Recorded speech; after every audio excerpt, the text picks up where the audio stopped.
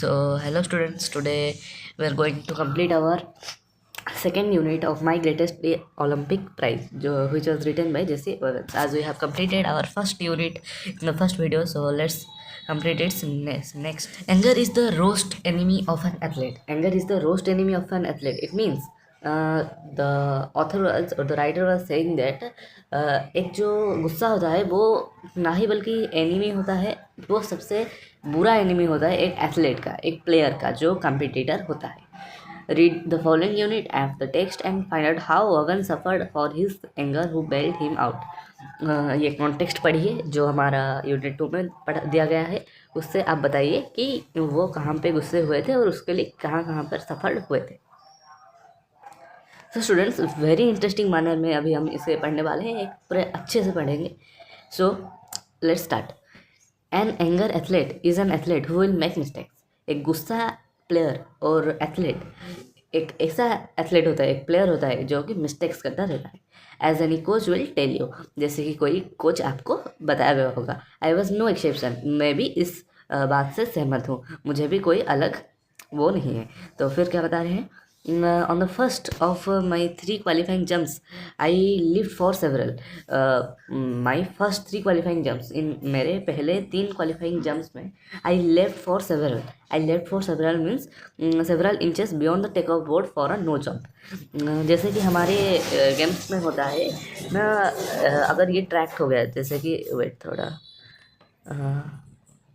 हाँ, जैसे कि ये ट्रैक हो गया, यहाँ पे हमें कूदना है, तो हमारा यहाँ पे एक मार्जिन रहता है. मार्जिन मतलब एक लाइन खींचा रहता है. जो भी यहाँ से कूद के मतलब भाग के आएगा वो यहाँ से जंप लगाएगा जहाँ पे भी लैंड करेगा.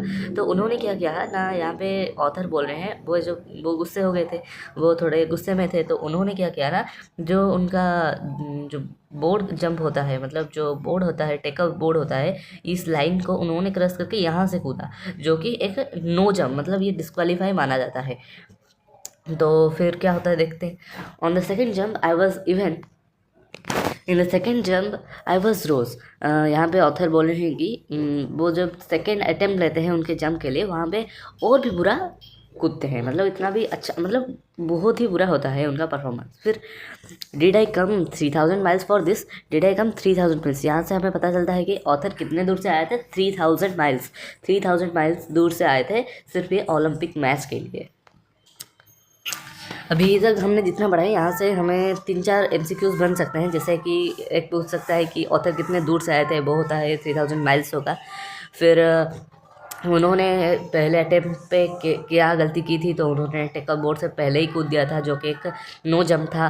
फिर देखते हैं सेकेंड जंप में तो और ही बुरा किया था, देखते हैं बाद में क्या होता है. I thought bitterly means I thought deeply, मतलब मैंने बहुत गहराई से सोचा कि मैंने 3000 माइल्स आया हूँ, क्या यही परफॉर्मेंस देने के लिए, क्या ये मेरा परफॉर्मेंस है.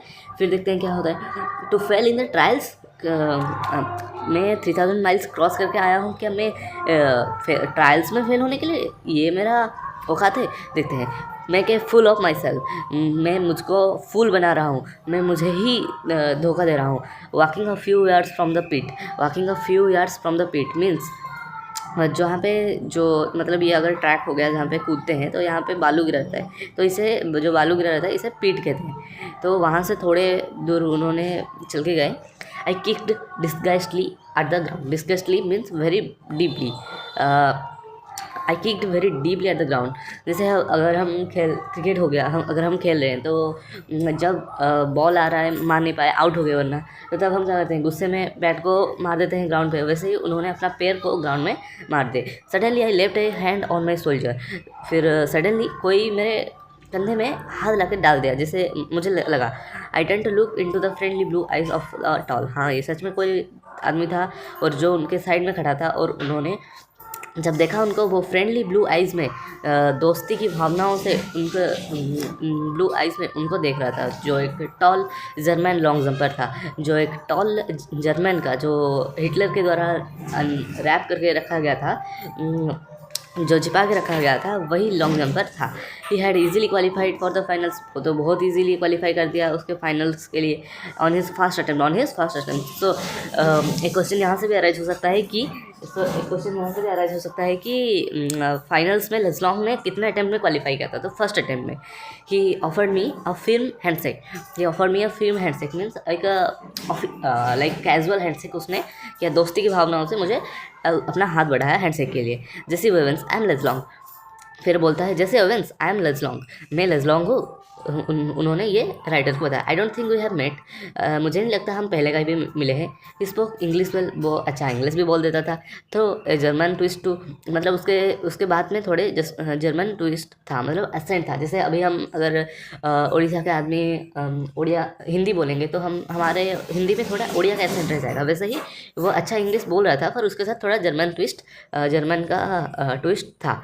Glad to meet you I said, then trying to hide my nervousness. Then author क्या होते हैं बता रहे हैं कि मैं बहुत अच्छा महसूस कर रहा हूँ आपसे मिलने के बाद। फिर उन्होंने क्या किया ना, अपने नर्वसनेस को अपने में ही छिपाने की कोशिश की। I added how are you, फिर उन्होंने बताया हाउ आर यू, कैसे हो आप। I am fine, the question is how are you. फिर उन्होंने बताया कि जो हमारे लेस्लॉन्ग जी ने बताया आई एम फाइन, मैं अच्छा हूँ। The question is how are you, what do you mean, I asked. फिर बता रहे हैं कि how are you, what do you mean, I asked something must be eating you. फिर हमारे राइटर बोलते हैं how are you, the question is how are you, मतलब वो जैसे एब्सेंट माइंडेड होते हैं तो वैसे ही उन्होंने रिएक्ट किया जैसे I am asking you the question that how are you, कैसे हो आप, what do you mean, I asked.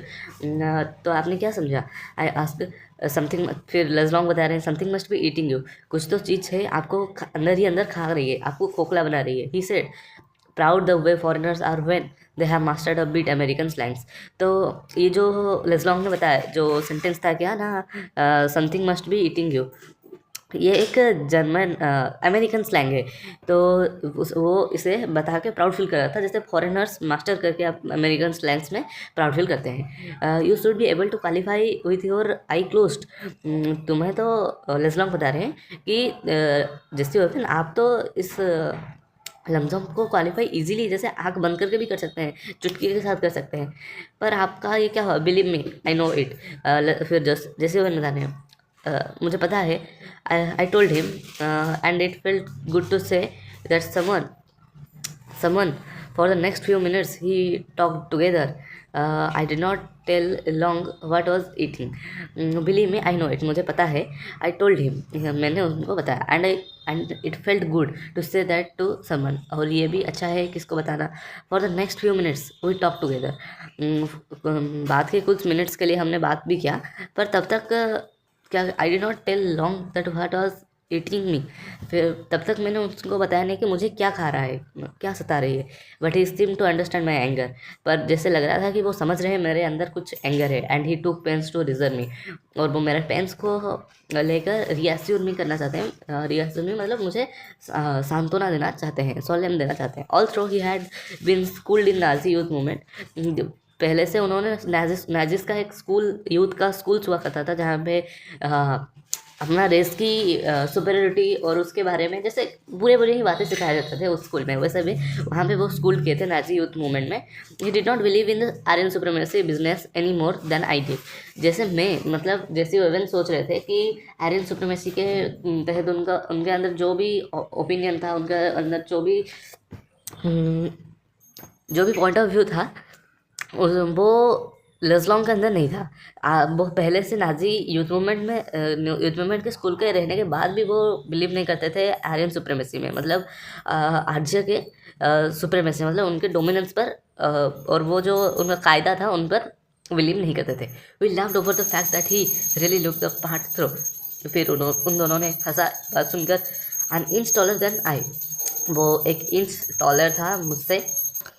He had a lean muscular frame, वो एक लीन मतलब पतला सा पूरा परफेक्ट फिगर का मस्कुलर फ्रेम मतलब अच्छा था, मसल था, बॉडी था, हट्टा कट्टा था। क्लियर ब्लू आइज, उसका ब्लू आइज था।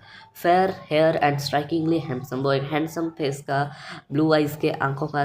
सो अगर आपको एक क्वेश्चन आता है तो व्हाट इज़ द मतलब ये पूछता है कि अपेरेंस में कैसा था, in looking how was the Luz Long. तो इस क्वेश्चन का आंसर आप यहाँ से देख सकते हैं। He was an inch taller than Jesse Owens. He had a lean and muscular frame, clear blue eyes with fair hair and strikingly handsome face. So then finally seeing that I had calmed down somewhat, he pointed to the takeoff board. फिर finally Jesse Owens को यह feel होता है कि वो थोड़ा सा calm down हो चुके हैं, वो थोड़ा गुस्से से कम हो चुके हैं, उनके अंदर वो फ्रस्ट्रेशन नहीं है, और वो ही pointed to the take off board.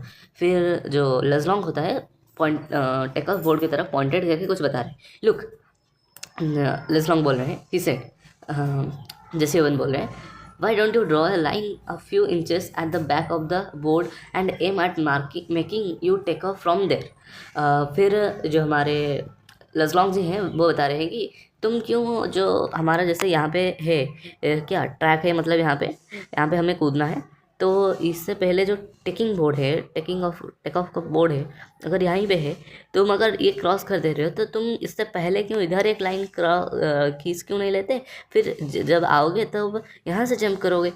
अगर भी इससे थोड़ा आगे चले जाते हो तो कोई प्रॉब्लम नहीं है, इससे पहले तो जंप किए हो ना, तो आप क्वालिफाई तो कर लोगे at least.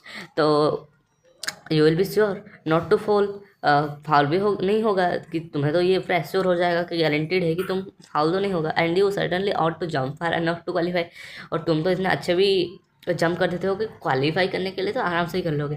What does it matter if you are not first in the trials, अगर तुम ट्रायल्स में फर्स्ट नहीं होते तो क्या प्रॉब्लम है, इससे कहाँ घंटा फर्क पड़ने पड़ता है। टुमारो इज़ व्हाट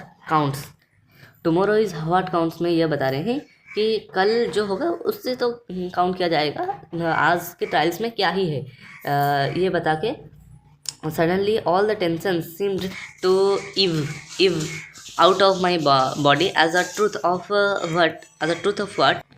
फिर वो भी थोड़ा फील करते हैं कि जो बताया वो भी सही है, अगर हम करें तो सही होगा। Confidently I drew a line a full foot behind the board and proceed to jump from there. और उसके बातों को सुनकर मैं कॉन्फिडेंटली जाता हूँ, एक लाइन खींचता हूँ अपने टेक ऑफ बोर्ड से पहले लाइन एक खींचता हूँ, फिर ट्रैक में कूदने की कोशिश करता हूँ। Proceeded to jump there, I qualified almost a foot to spare, और वो क्वालिफाई भी कर लेते हैं। तो this is for the unit 2। आपको जल्द ही यूनिट 3 है उसका मिल जाएगा वीडियो, तो जुड़े रहें, सब्सक्राइब कर दीजिए।